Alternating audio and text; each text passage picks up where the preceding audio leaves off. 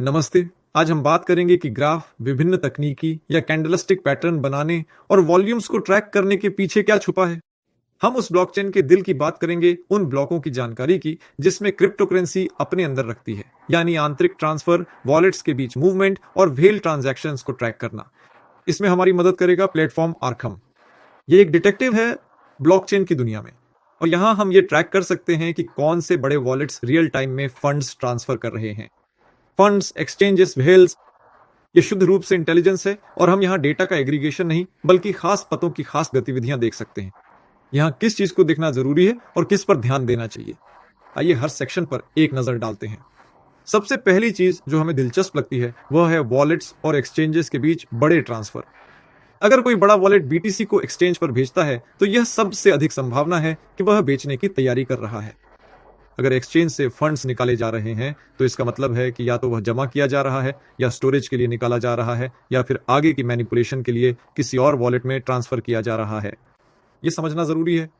पिछले कुछ दिनों में बड़े पैमाने पर बिटकॉइन को एक्सचेंजों से जानी मानी एड्रेसों के कोल्ड वॉलेट्स में सक्रिय रूप से ट्रांसफर किया गया है। यह ग्लासनोड के एक्सचेंज से फंड्स के बहाव के आंकड़ों की पुष्टि करता है। यह कोई सामान्य सांख्यिकी नहीं बल्कि खास खिलाड़ियों की वास्तविक ट्रांजैक्शन है। इसके लिए हमें सर्च सेक्शन की जरूरत होती है, जहां हम उस खास कॉइन को चुन सकते हैं जिसे हम ट्रैक करना चाहते हैं। हमारे मामले में मान लीजिए कि यह बिटकॉइन होगा। हम बिटकॉइन खोलते हैं।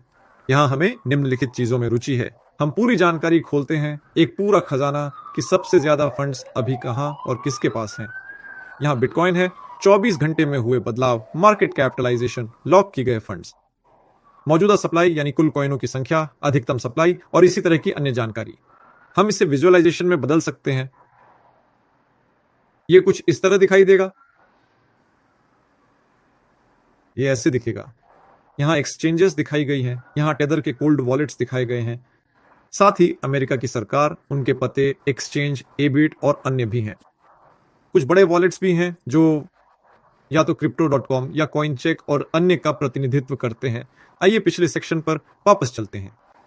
यहाँ वे सबसे बड़े पते दिखाए गए हैं जो इस समय बिटकॉइन रखते हैं।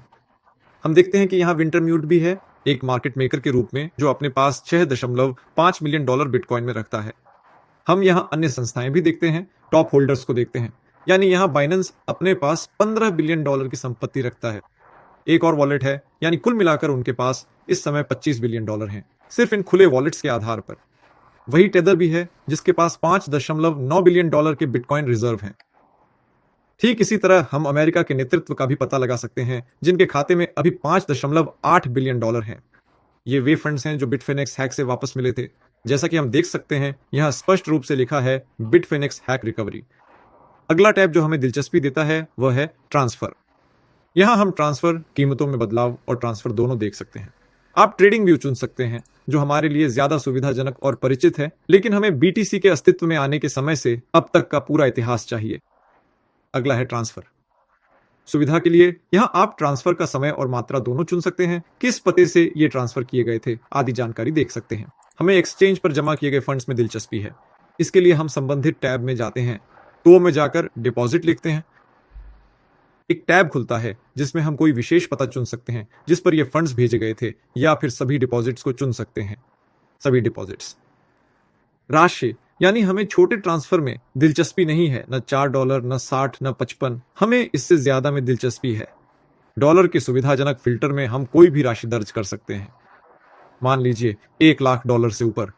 लेकिन जैसा कि हम देख सकते हैं, खास कुछ नहीं बदला है, और यहाँ पिछले 20 मिनट में भी ट्रांसफर की संख्या काफी ज्यादा है। इसी वजह से हमें कम से कम 1 मिलियन और संभवतः 10 मिलियन से भी ऊपर की राशि डालनी होगी। 10 मिलियन डालने पर तस्वीर बदल जाती है और यहाँ भी ट्रांसफर मौजूद है। ब्लैक रॉक आईबिट बिटकॉइन ETF ऐसा लगता है कॉइनबेस प्राइम पर ट्रांसफर कर रहा है, संभवतः आगे की फिक्सिंग के लिए। आइए इन्हीं को उस ट्रांसफर के उदाहरण के तौर पर देखें। हम ब्लैक रॉक पर जाते हैं। ये आप सर्च के जरिए भी कर सकते हैं। BlackRock, Wintermute, strategy, Binance, Bitget, यानी हम किसी भी एक्सचेंज और किसी भी व्हेल को ट्रैक कर सकते हैं। मान लीजिए हमें इसमें दिलचस्पी है ब्लैक रॉक।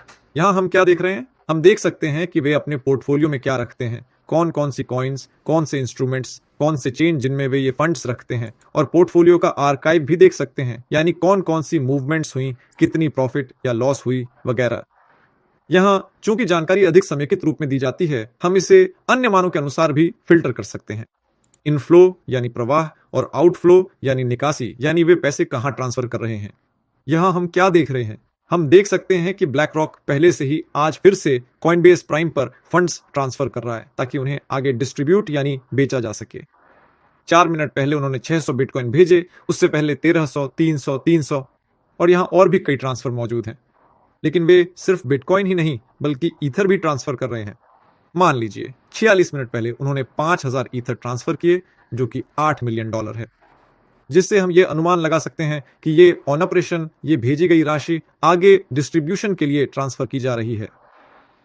बड़े पते हमें खुद से कुछ नहीं दिखाते, जन वितरण के संकेत खुद ट्रांसफर से ही पता चलते हैं। और अगर हम वॉलेट्स के बीच सामान्य ट्रांसफर की बात करें तो इसके लिए हमें फिर से सर्च में जाना होगा, BTC लिखना होगा या ट्रेंडिंग कॉइन्स में से चुनना होगा और किसी भी पते को देखना होगा। आइए कोशिश करते हैं ट्रैक करने की। कोई ऐसा पता जिसने मान लीजिए 10 मिलियन ट्रांसफर किए हों, लेकिन वो कोई एक्सचेंज ना हो। 10 मिलियन और ये कोई एक्सचेंज ना हो। Black rock, Coinbase, black rock, यानी हमें फिर से सिर्फ यही मिल रही है। अब हमारे पास पत्तों के बीच ट्रांसफर है। जैसा कि हम देख सकते हैं, वे पते जो 3 से शुरू होते हैं वे काफी पुराने पते हैं। नए पत्ते अक्षरों के फॉर्मेट से शुरू होते हैं, या तो यह अक्षर B होता है या अक्षर C। हम वॉलेट में जाते हैं, देखते हैं कि इस समय इसमें $0 हैं और 2 ट्रांसफर हुए थे। इस पते से ट्रांसफर हुआ था उस पते पर जिसे हम अभी देख रहे हैं, जो KR पर खत्म होता है, और उससे फिर कहीं और ट्रांसफर हुआ। इसलिए यह पता ट्रांसफर के लिए एक तरह की मध्यवर्ती कड़ी के रूप में इस्तेमाल किया गया हो सकता है। हम देखते हैं कि यहां भी यह किसी तरह शामिल था। कॉइनबेस और $3,60,000 या तो इससे ट्रांसफर किए गए थे या इसमें ट्रांसफर हुए थे। लेकिन ट्रांजैक्शन हिस्ट्री में यहां सिर्फ 2 ट्रांसफर ही दिख रहे हैं। ये किस तरह से फायदेमंद है? असल में आर्कम अपनी प्रकृति में दुनिया का एक डिटेक्टिव है, ब्लॉकचेन की दुनिया में। और यहाँ एक ऐसा कॉन्सेप्ट है जिसे विजुअलाइजर कहते हैं। विजुअलाइजर खोलकर हम निम्नलिखित कर सकते हैं। हम पता दर्ज करते हैं, एंटर दबाते हैं, हमारे सामने पता दिखता है और उसके बाद हम विजुअलाइजर्स पर क्लिक करते हैं। इसके बाद हम यहाँ वे पते भी जोड़ सकते हैं जिनके बारे में हमें लगता है कि वे इस पते के साथ जुड़े हुए हैं। हम वह पता डालते हैं, एंटर दबाते हैं। जैसा कि आप देख सकते हैं, अभी तक इस चेन की कड़ियां जुड़ती जा रही हैं। हम ये पता भी देख सकते हैं, अगर ये यहां नहीं था, FQ7, GQ3। हम वापस लौटते हैं। FQ7 हमारे पास है, GQ3 भी है और हमारे पास ये KR भी है जिसे हमने यहां मिलाया था। 9 किलोमीटर जोड़ दिया और जैसा कि हम देख सकते हैं, इस पते AM3AM से ट्रांसफर यहां हुआ, फिर यहां और उसके बाद पैसे चले गए इस पते पर। ठीक है, कुछ जानकारी मिली, हमारे पास पहले से ही कुछ है और हम किसी न किसी तरह उस पर भरोसा कर सकते हैं। ये कौन सा पता हो सकता था और इस चेन की कड़ियां किस लिए बनाई गई थी? आइए कोशिश करते हैं कि उस पते को देखें जो हमें शुरू में दिया गया था। ये कौन सा पता था और ये कैसा दिखता था? हम इसे भी सेव कर सकते हैं, देख सकते हैं कि यहां ट्रांसफर हुए थे। ये वही पता है, इस पते से यहां एक ट्रांसफर हुआ था जो कि खाली भी था। ऐसा लगता है कि इन पतों का इस्तेमाल सिर्फ भ्रम पैदा करने और सुराग छुपाने के लिए किया गया था। यहां भी वही हुआ था। एक 150 मिलियन का ट्रांसफर हुआ था, 100 मिलियन का भी ट्रांसफर हुआ था, जिसे बाद में संतुलित कर दिया गया। इसके अलावा हम ऐसे किसी पते पर अलर्ट भी लगा सकते हैं। लेकिन चलिए कुछ और ताजा देखते हैं। मान लीजिए हमें कुछ ऐसी मैनिपुलेटिव कॉइन्स में दिलचस्पी है जिन्हें हम ट्रेड करना चाहेंगे। आज के लिए मान लीजिए वह कॉइन सब है सिनैप्स, ये उसका पता है। हमें एक्सचेंज पर डिपॉजिट्स में भी दिलचस्पी है। क्या वे आगे डंपिंग के लिए किए गए थे या इसके विपरीत आगे डिस्ट्रीब्यूशन के लिए ट्रांसफर किए गए थे? डॉलर में चुनते हैं, कम से कम $1,00,000 से शुरू कर सकते हैं। हम देखते हैं कि 20 घंटे पहले एक ट्रांसफर हुआ था। 1 दिन पहले, 2 दिन पहले बाइनेंस डिपॉजिट पर एम्बर ग्रुप से ट्रांसफर हुए थे और असल में ये पते फिर नहीं दिखते। 0 पते से बाइनेंस डिपॉजिट पर ट्रांसफर हुआ था। इस मामले में 0 पता इन टोकनों का क्लेम है, यानी कुल 1.2 करोड़ टोकन बनाए गए थे और एक बार फिर 1 करोड़ टोकन बनाए गए। इसके बाद ये फंड्स ट्रांसफर कर दिए गए। ये आगे कोई थ्योरी बनाने के लिए बहुत महत्वपूर्ण है। इसके अलावा किसी पते से 2,36,000 की राशि का ट्रांसफर हुआ था और यही हमें खास तौर पर दिलचस्पी देता है। हम इसे फिर से सर्च में डालते हैं। यहाँ 3.6 करोड़ हैं, जिनमें बहुत बड़ी संख्या में टोकन शामिल हैं।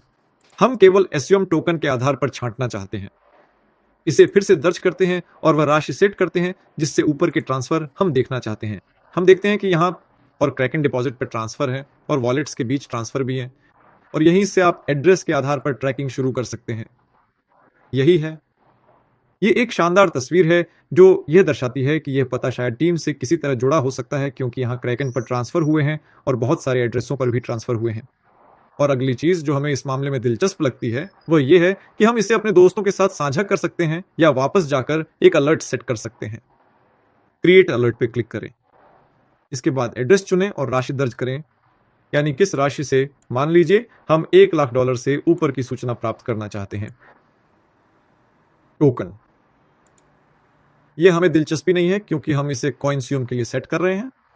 इसे हम मान लीजिए ऐसे ही नाम देते हैं, कॉइन सन। इसके बाद $1,00,000, हमें वॉल्यूम में दिलचस्पी है। टोकन्स, हम फिर से कॉइन सन सनैप्स ढूंढते हैं और सेट करते हैं कि केवल सन कॉइन के लिए $1,00,000 से ऊपर की सूचना मिले। इस एड्रेस पर हमें अलर्ट में दिलचस्पी है। हम या तो ईमेल या टेलीग्राम सेट करते हैं और हमें सुविधाजनक नोटिफिकेशन मिलते हैं कि किस एड्रेस पर ट्रांसफर हुआ है। ये बहुत उपयोगी और आगे के किसी भी वितरण आदि के लिए बहुत महत्वपूर्ण है। इसलिए अगर हम बात करें फ्लो के बारे में, व्हेल वॉलेट से, जैसे ब्लैक रॉक, कॉइनबेस, विंटरम्यूट या अन्य मार्केट मेकर्स जैसे DWF लैब्स जो यहाँ भी मौजूद है और जो अलग अलग पंप डंप कहानियां करता है, तो यह भी महत्वपूर्ण है। DWF लैब्स इस समय उनके प्रबंधन में $24 मिलियन हैं। बहुत बड़ी संख्या में वे उन कॉइनों को सपोर्ट और मार्केट में करते हैं जिनमें वही लैब कॉइन भी शामिल है जिसे हाल ही में पंप और डंप किया गया था। इसी के साथ साथ GST डेक्स भी है जो अभी भी सक्रिय है। और कुल मिलाकर यहाँ गतिविधि है और यहाँ कुछ करने और देखने लायक चीजें हैं। इसलिए इस टूल के साथ काम करने में आपको सफलता मिले। वॉलेट्स पर नजर रखें, ट्रांसफर ट्रैक करें और मुनाफा कमाएं।